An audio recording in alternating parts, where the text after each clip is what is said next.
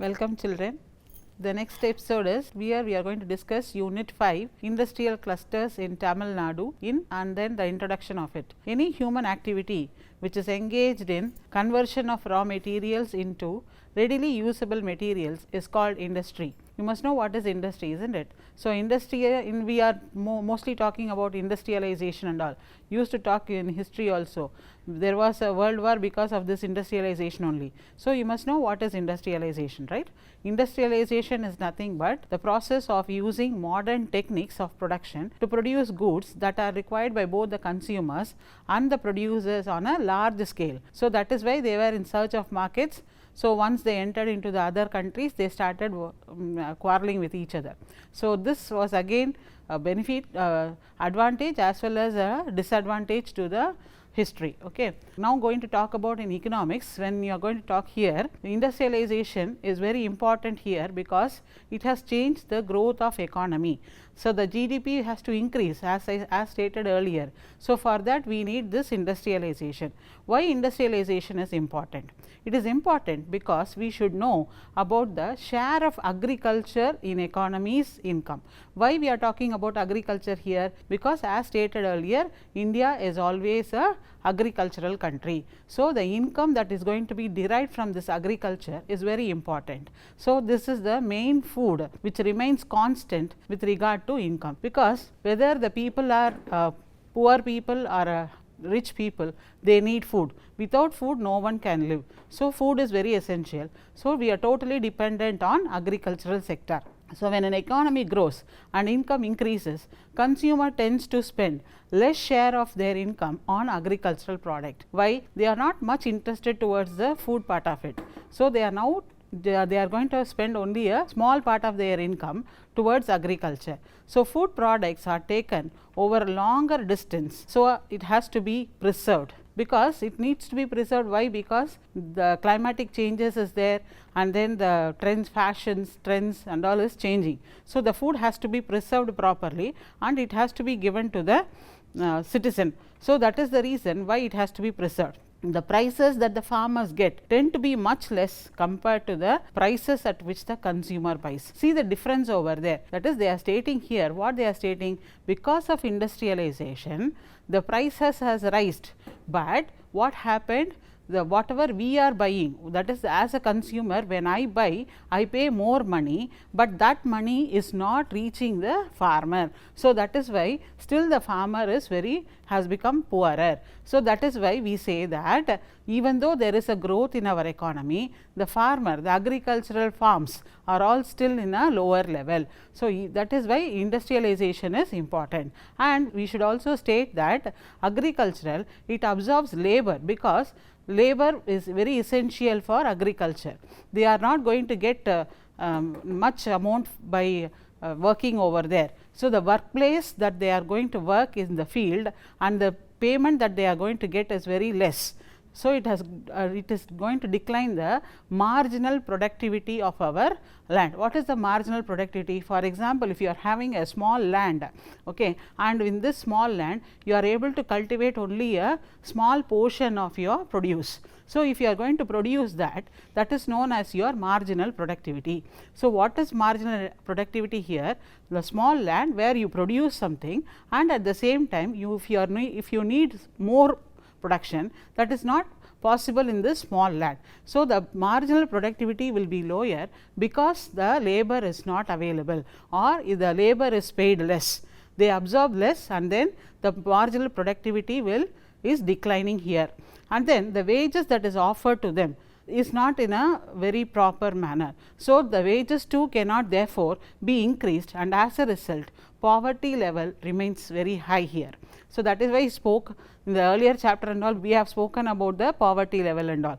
That is, we say that we have eradicated poverty and all, but still there are farmers who are living under the poverty line. Why? Because they are not paid for their labor that they are working. So, this is the reason why we have poverty here. So, because of these factors, there is an essential for industrialization. So, farmers, what they do, instead of having farming, they switch on to industrialization. So, what are the benefits of industrialization? We are going to see. What are the benefits? It is essential to produce inputs to to other products. Even agricultural require inputs, isn't it?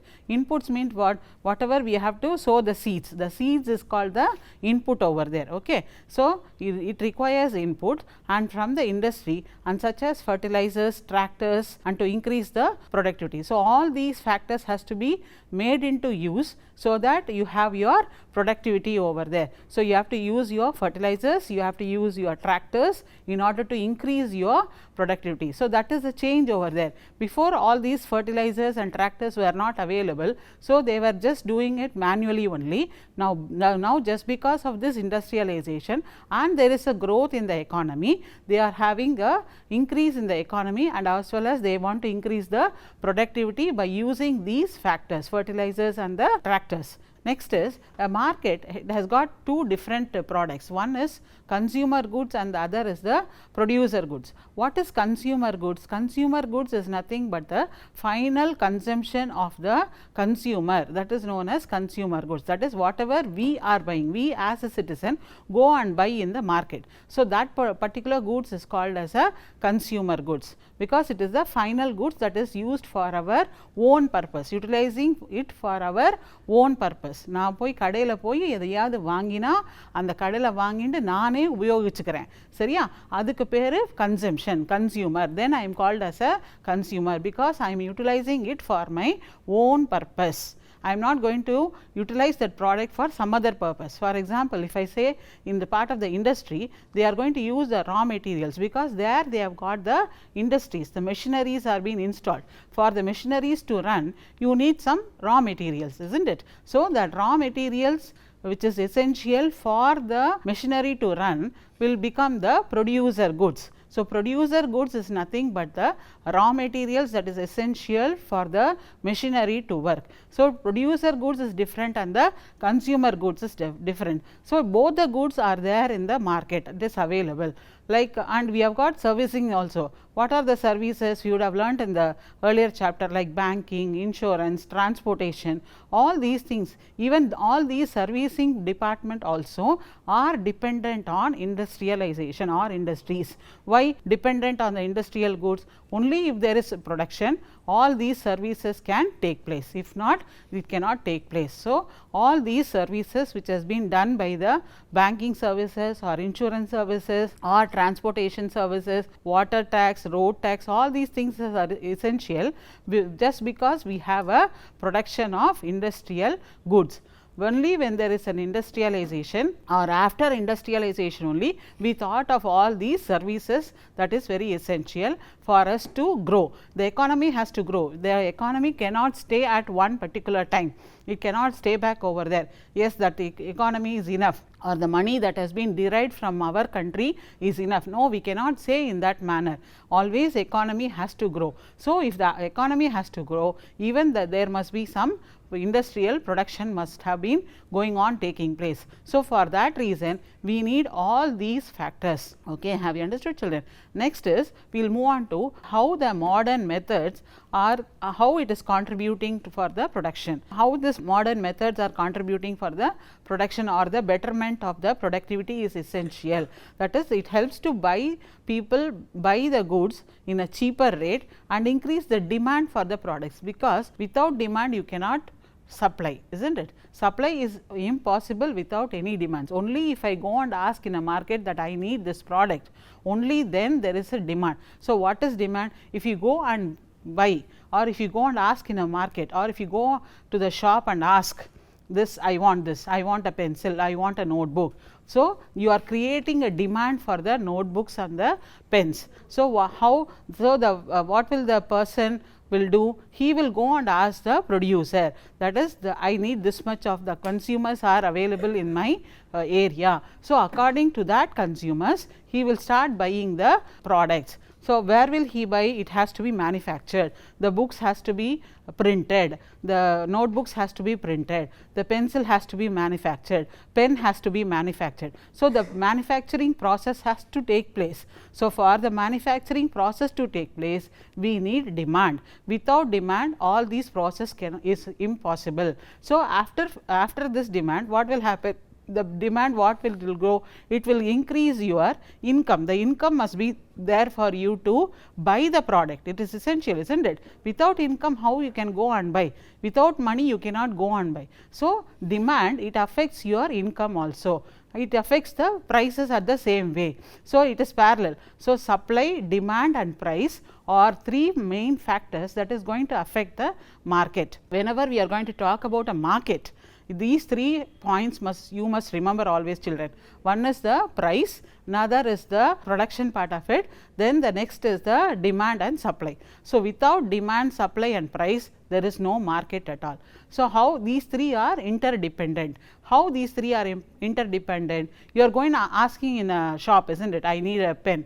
So, the shopkeeper will do, he will take out the pen and he will ask you to write and see whether it is writing properly or not. Then what will he do? He will ask for the money. So, there you have the income part of it. You must have the purchasing power to buy the pen. Then you must have the demand. So, there you are creating a demand for the pen. So, you are creating a demand over there. With the help of this demand, there will be a supply, and with how they will supply? Only if they are going to produce, they will be able to supply. So, that is very essential. So, now we are going to see what are the different types of industries that is going to produce all these things, isn't it? You must be aware how these goods have been produced. It is classified on the basis of 3 things. One is user, next is type of input used, next is ownership, and then the size.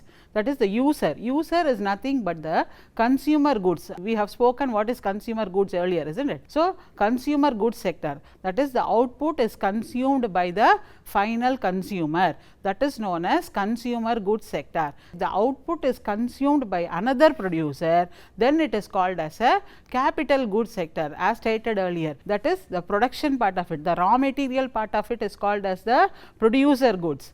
Then the final consumption, the pen that is going to consume for you to write, is known as your consumer goods. Have you understood? Next is industries that produce raw materials for other industries, it is called as basic goods industries. So, 3 different, under users itself you have got 3 different things.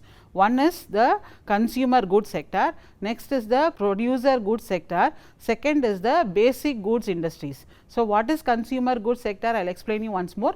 It is consumer goods sector is nothing but the where the your output is consumed by the final consumer.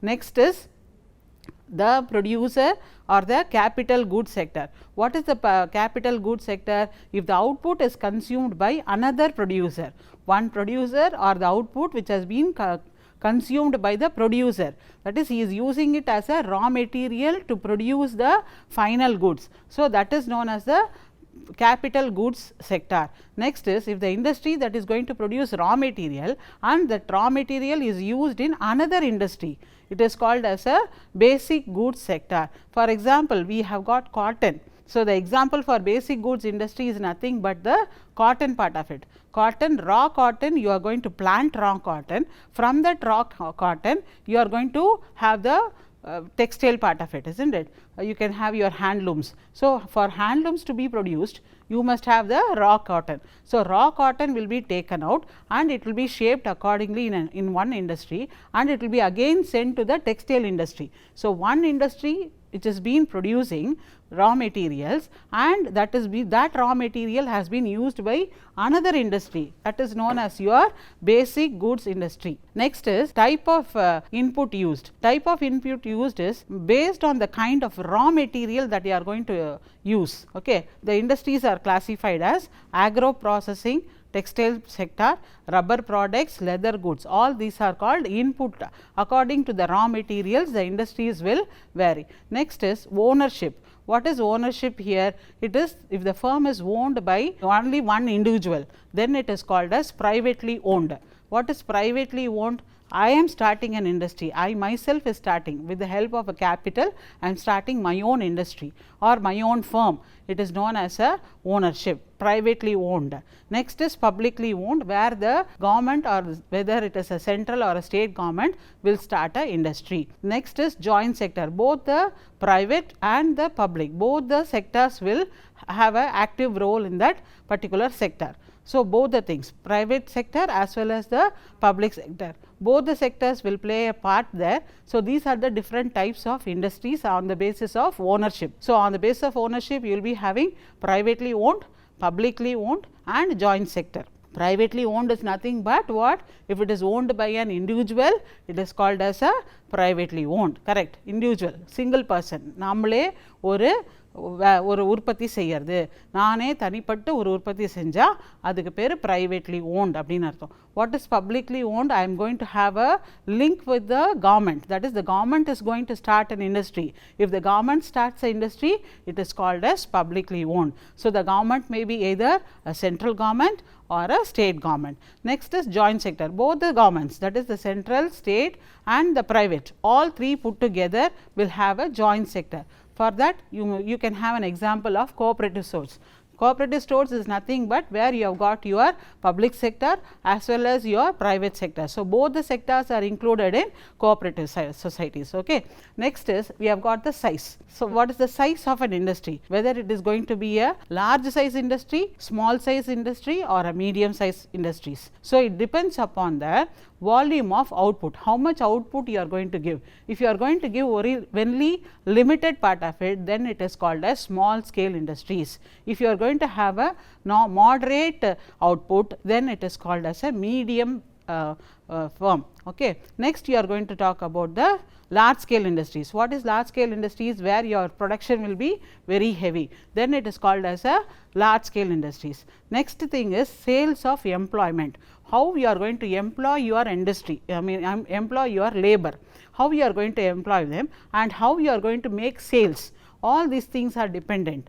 Okay. When you talk about an industry or a market, so all these things are very important. What kind of an employee that you are going to employ in your industry and then make your product, then make a sales of the product. So, that is known as sales or employment. Next is what is the amount of investment that you have to make.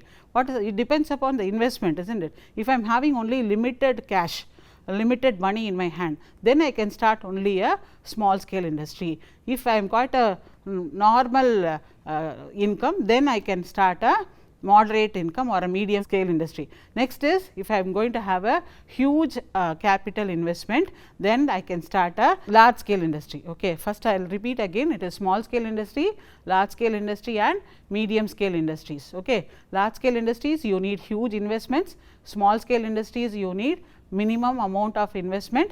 Next is if you are going to have a moderate income, then it is called as a medium part of it. Next, why the small sector? See, whenever we are going to talk about an industry, we should always give importance to our small scale sector. The small scales, if only if there is a development in our small scale sector, you can have a development in the medium and the large scale sector. So, you must know the importance of small scale sector. What is the importance of small scale sector here? To generate more employment than the larger scale sector, to use advanced and automated technologies, small scale sector is very helpful. Okay. Then it allows for a larger number of entrepreneurs to emerge from less privileged backgrounds. What is less privileged backgrounds? That is, even in remote villages there will be some entrepreneurs who are called as entrepreneurs. The person who is going to start an industry is called as an entrepreneur, who is going to start an industry or who is going to start a firm, new business, that person is called as a entrepreneur. He might be in a very backward area where the financially backward also, but he will be having some money to, or he will be having some skill to improvise in the business part of it. So, these skills must be verified or it has to be taken into consideration by the government, so that it allows only you can have a small scale industry over there. You can ask him to start a small scale sector. With the help of the small scale sector, he can transfer it into a large scale sector by improving his skills and money factor also. When the small firms specializing in one sector, they are geographically concentrated in specific locations only. That is, if you go on for a village, only there you will be finding very small sectors. Next is when it is linked to the one another, the production and learning must be there. You see, learning is very important in each and every aspect. Just because I have started a business, I just can't say that I have become a big businessman. No, that is not possible. Even there you have to learn something, how to produce or how you have to maintain your market is very essential.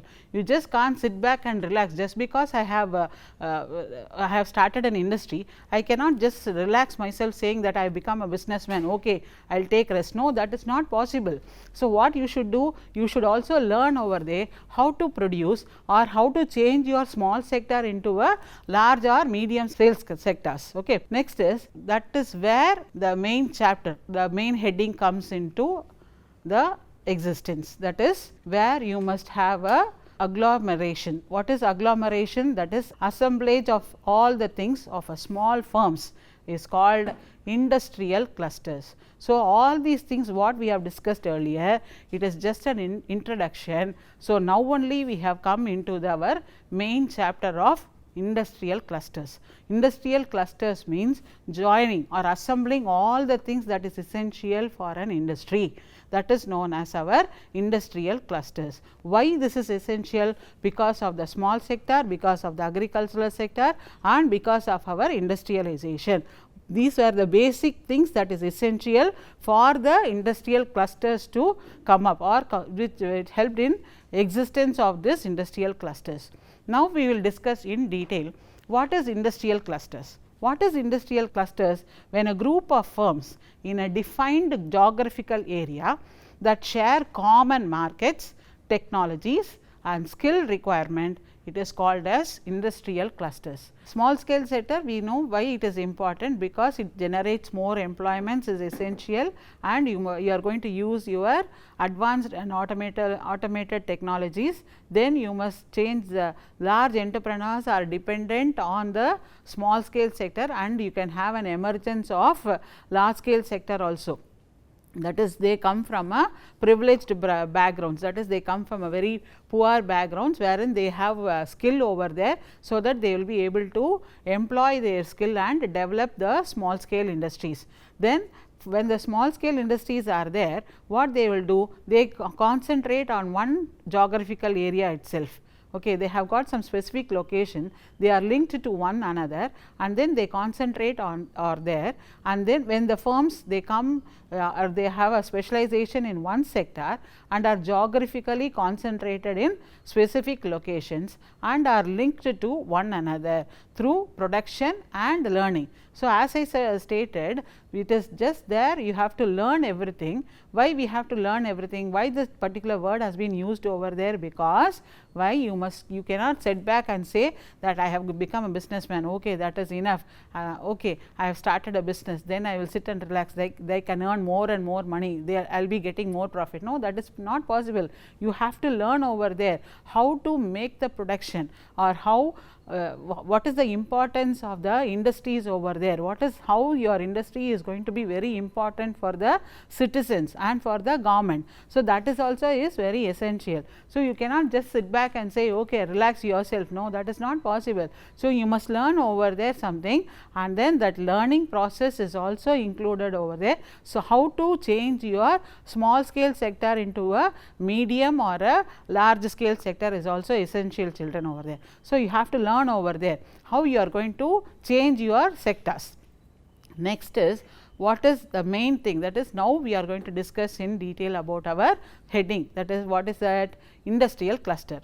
What is industrial clusters? Where you are going to assemble all the things of small scale sector, then it is known as your industrial clusters. Industrial clusters is nothing but introducing or amalgamation of one industry to with another industry in the same geographical area. When a group of firms is defined in a geographical area, the share market, they share their common markets, technologies, skills and requirements. It is called as industrial clusters. When the group of firms, it is defined as in a geographical area, and they share their common markets, they have got their common technologies and skill requirements, everything will be common over there. So, they can have a club over there, they can amalgamate with one another, they can coordinate, or they can have an amalgamation, that word is correct, amalgamation of industries, that is very important. Okay. So, first this was found out by the person called as